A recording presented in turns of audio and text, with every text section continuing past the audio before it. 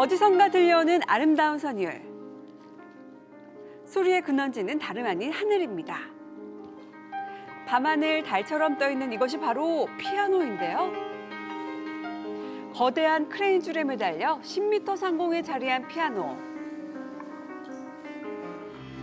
피아니스트는 직접 이곳에 앉아 연주를 합니다.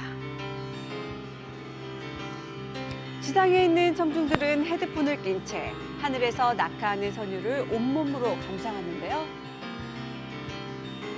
동이 트며 연주에는 점점 무르익습니다. 이처럼 특별한 피아노 연주회를 개최한 사람은 스위스의 피아니스트 알랭 루슈입니다. 벌써 11년째 수직 피아노 프로젝트를 이어오고 있다는데요. 그가 하늘에서 연주를 하는 이유는 자연의 변화를 느끼고 그 중요성을 알리기 위해서입니다. 실제 청중들은 헤드폰을 통해 피아노 연주와 자연의 소리를 함께 듣게 되는데요. 매일 느끼는 자연의 변화가 음악과 함께 녹아드는 겁니다. 오전 6시에 시작해 아침 해가 뜨면 끝나는 이 공연은 낮이 가장 긴 하지가 올 때까지 계속된다는데요. 총 182일간의 공연 무사히 마무리되길 바랍니다. 인도의 한 국립공원에서 포착된 코끼리 한 마리. 점차 속도를 내더니 길가에 있던 두 남자를 바짝 뒤쫓기 시작합니다. 두 남성은 무서운 기세로 달려오는 코끼리를 피해 도망가는데요.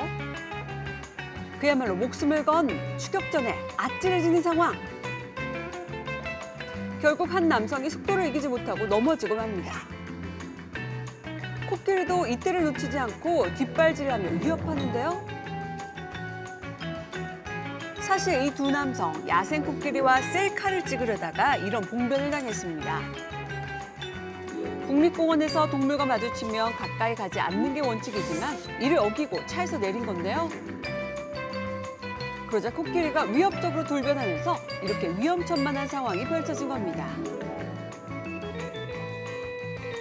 다행히 반대 차선을 지나가던 차량이 코끼리의 주의를 돌린 덕분에 가까스로 위기를 벗어날 수 있었다는데요. 셀카로 인한 사망자가 전 세계적으로 발생하는 만큼 각별히 주의해야겠습니다.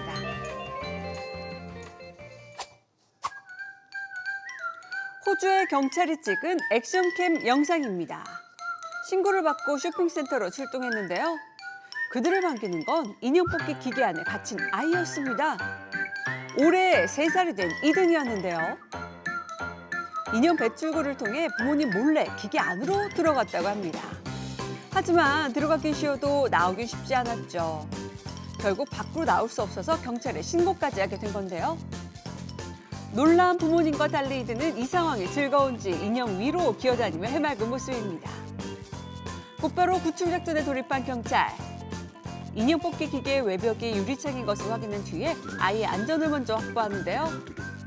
부모님이 아이를 유인해 말을 걸며 안심시킵니다. 그리고 유리창을 깨서 아이를 구출하는데요. 이든의 부모님은 아이가 놀라지 않도록 상 받고 싶어? 어떤 거 줄까? 하면서 농담을 건넸다고 합니다. 끝까지 침착함을 잃지 않았기에 무사히 구조될 수 있었던 이든. 앞으로는 부모님 말씀 잘 듣고 건강하게 자라렴.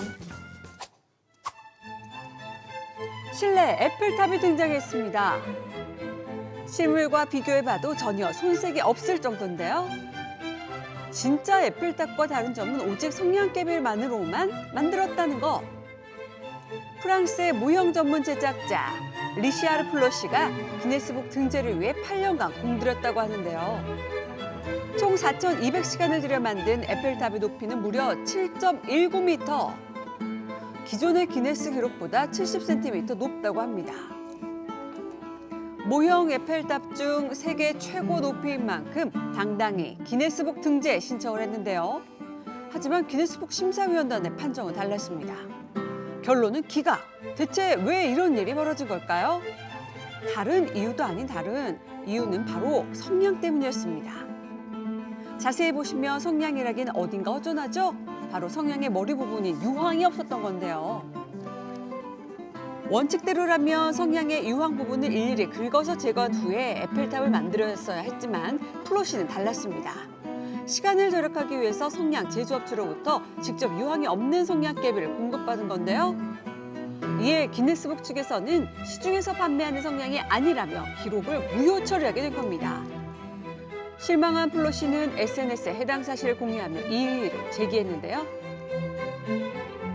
자, 그런데 지난 8일 반전이 일어났습니다. 기네스북에서 이전 결정을 뒤집고 플로 씨의 에펠탑을 세계 기록으로 인정한 겁니다. 마크 맥키니 이사는 우리가 다소 가혹했다며 플로 씨의 시도가 놀랍다는 소감을 전했는데요. 지난 8년간의 노력이 헛되지 않아 정말 다행입니다. 이번엔 중국으로 떠납니다. 중국 최대 명절인 춘절을 맞아 스촨성 쯔궁에서 제30회 국제 등불 축제가 열렸습니다. 성 전체가 화려한 조명으로 뒤덮였는데요. 그 중심엔 올해의 상징인 용이 보이고요. 거대한 사자도 관광객들을 반깁니다. 특히 아이들의 그림을 작품화한 등불도 눈에 띄는데요. 올해만 전 세계 3천여 명의 아이들이 공모에 참가했다고 합니다. 지난 2008년 국가무형문화재에 등재되기도 한 쯔궁 등불축제는 무려 당나라 시절에 기원을 두고 있었다는데요.